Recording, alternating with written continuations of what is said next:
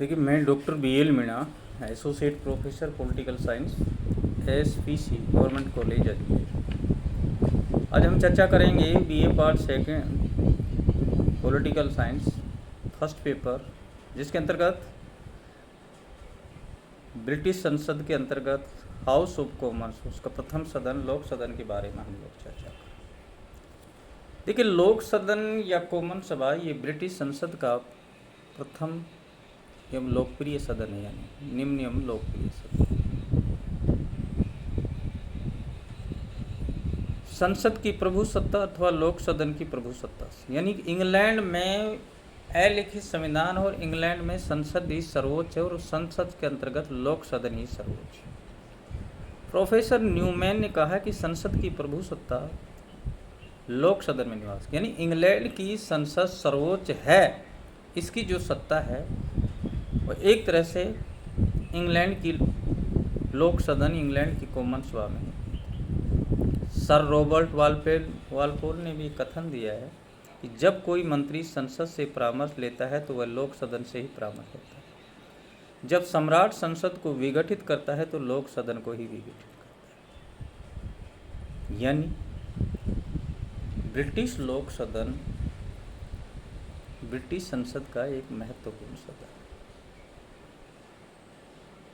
वर्तमान में इसकी जो सदस्यों की संख्या है 646 है, निर्धारित की गई, जिसमें 529 ब्रिटेन से हैं, 59 स्कॉटलैंड से हैं, 40 सदस्य वेल्स से हैं और 18 सदस्य उत्तरी आयरलैंड से। इस प्रकार लोक सदन के सदस्यों की संख्या 646 यानी 646 है।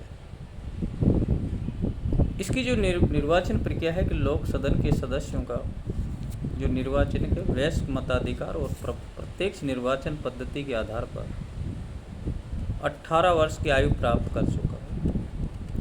ये 1948 से एकल सदस्य निर्वाचन क्षेत्र है और करीब 75,000 मतदाताओं पर एक सदस्य का चुनाव गुप्त मतदान के आधार पर किया जाता है।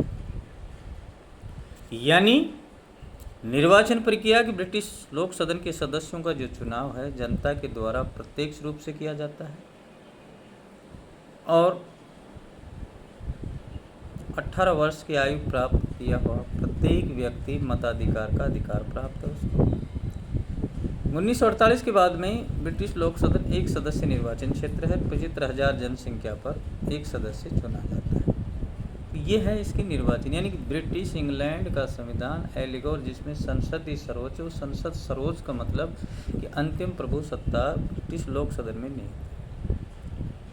इसके अतिरिक्त देशद्रोही, विद्रोहियों और घोर अपराधी और दिवालिया मतदाताओं को वंचित किया जाता है। सदस्य की योग्यता के लिए अगर हम चर्चा करते हैं ब्रिटिश लोक सदन का सदस्य बनने के लिए क्या योग्यता होनी चाहिए, तो वह ग्रेट ब्रिटेन का नागरिक हो, उसकी आयु कम से कम 21 वर्ष हो, मतदाताओं की सूची में उसका नाम सम्मिलित हो। उत्तरी आयरलैंड, इंग्लैंड तथा स्कॉटलैंड चर्च के पादरी, रोमन कैथोलिक लेने वाले व्यक्ति तथा राजमुकुट के अधीन पद धारण करने वाले व्यक्ति 1957 के लोक सभा अयोग्यता अधिनियम के अनुसार लोक सदन के चुनाव के उम्मीदवार नहीं हो सकते। कोई भी चर्च का पादरी हो, ये इसके सदस्य नहीं हो सकते।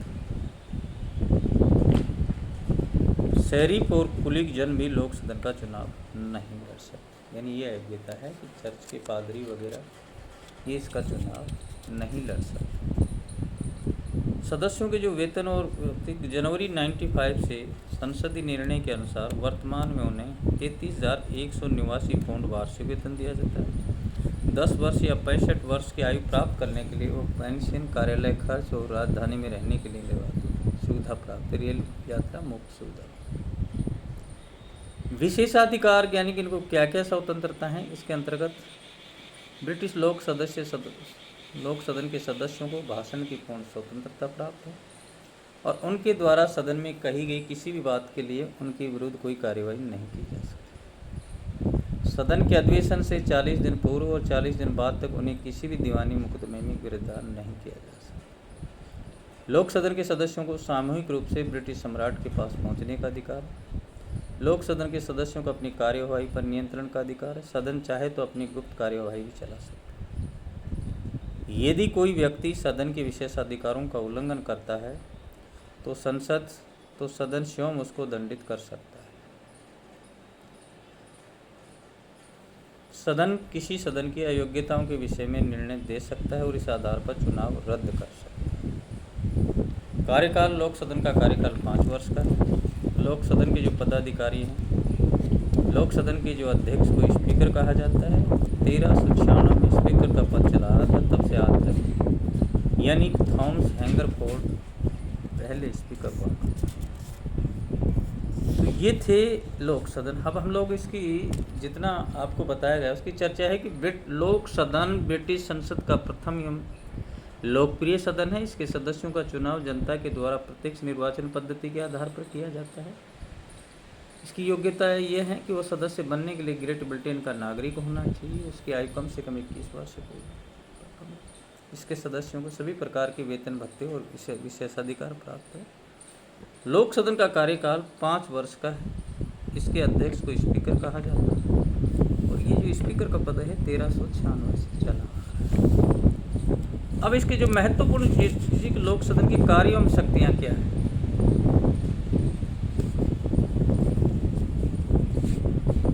सबसे पहले वो लोक सदन का सभापति।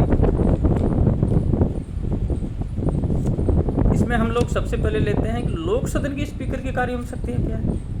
स्पीकर के जो कार्य एवं शक्तियाँ हैं कि वो लोक सदन का सभापतित्व करता है। जब भी लोक सदन की कार्यवाही संचालित होती है वो सदन की अध्यक्षता यानी सभापतित्व का काम करता है और पक्ष और विपक्ष के सदस्यों को बोलने का सत्तारूढ़ पार्टी मंत्री से संबंधित जो भी क्वेश्चन है बिना सभापति की अनुमति के नहीं।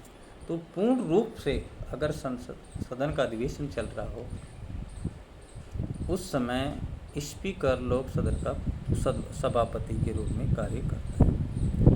वाद विवाद का संचालन करना। वाद विवाद किसके सत्तारूढ़ और विपक्षी सदस्यों के बीच में जब कभी भी कोई वाद विवाद विपक्षी सदस्यों द्वारा सरकार पे अगर कोई आरोप प्रत्यारोप या किसी प्रकार की कोई प्रश्न पूछे जाते हैं तो इसके लिए संबंधित मंत्री की नियुक्ति करता है और जब तक सदस्य संतुष्ट नहीं होते तब तक उस सदन को वाद विवाद को संचालित करता है। वाद विवाद अगर लंबा होता जा रहा है तो वाद विवाद को सीमित करना ही लोक सदन के स्पीकर का सदन में व्यवस्था और अनुशासन बनाए रखना। ये भी लोक सदन के स्पीकर का मुख्य दायित्व है कि वो अनुशासन बनाए रखे, व्यवस्था को बनाए रखे और नियमों की पूर्ण रूप से व्याख्या करें। नियमों की व्याख्या लोक सदन स्पीकर ही इस बात का डिसीजन करता है कि आज किस विधेयक पर विचार विमर्श किया जाता है और जब भी किसी विधेयक को प्रस्तावित किया जाता है लोक सदन पे तो उस पर डिस्कस करना, उसको पास करवाना ये उसकी जिम्मेदारी होती है और वो विधेयक वहाँ से पास होने सम्राट के हस्ताक्षर के बाद में कानून बनता है। तो यानी नियम और कानून बनाने का जो काम है वो भी लोक सदन के स्पीकर की दायित्व है। वित्त विधेयक को प्रमाणित करने का अधिकार 1949 यानी 1949 में ये डिसाइड होगा कि कोई विधेयक वित्त विधेयक है या नहीं है। इसको जो प्रमाणित करने का जो मुख्य अधिकार है वो लोक सदन के स्पीकर को है कि वित्त विधेयक है या नहीं है। इस प्रकार की कार्यवाही करने का जो पूर्ण अधिकार है ये भी लोक सदन के स्पीकर को ही। निर्णायक मत देने का, देखिए कई बार परिस्थिति ऐसी होती है कि लोक सदन में अगर बराबर मत आ जाए किसी विधेयक के पक्ष और विपक्ष में तो टाई यानी निर्णायक मत देने का अधिकार लोक सदन के स्पीकर। देखिए कई विषय होते हैं लोक सदन के अंदर, सत्तारूढ़ और विपक्ष में अगर बहुमत के आधार पर निर्णय होता है या किसी विधेयक को प्रस्तावित करने के मामले चाहे साधारण विधेयक हो चाहे वित्त विधेयक तो स्पीकर की भूमिका निर्णायक मत देने का अधिकार है। समितियों के बारे में जितनी भी लोक सदन की जो समितियां बनाई जाती हैं, अनुशासन समिति हो, बजट समिति हो, रक्षा समिति हो, इन समितियों को चुनाव करने का, इनको नियुक्त करने सदस्यों की नियुक्ति करने का अधिकार, समिति बनाने का अधिकार पूर्ण रूप से लोक सदन के स्पीकर। सदन के अधिशासन के कार्य, जितने भी सदन के अंतर्गत जो कार्य आते हैं उन सब कार्यों को संचालित करना, उनको सुचारू रूप से व्यवस्था बनाए रखना, ये लोक सदन के स्पीकर का।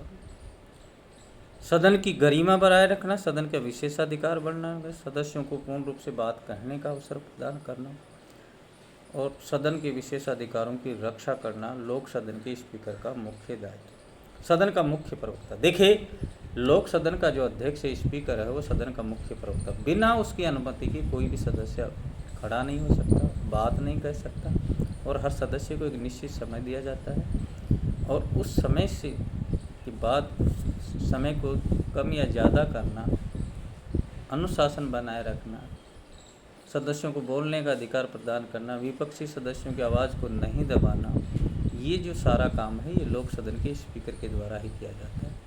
तो यानी कि लोक सदन में स्पीकर कौन होता है, बात ये भी आती है। लोक सदन का स्पीकर जिस राजनीतिक दल की, इंग्लैंड में दो ही राज्य, अनुदार दल और मजदूर दल, उदार दल मिले जुले।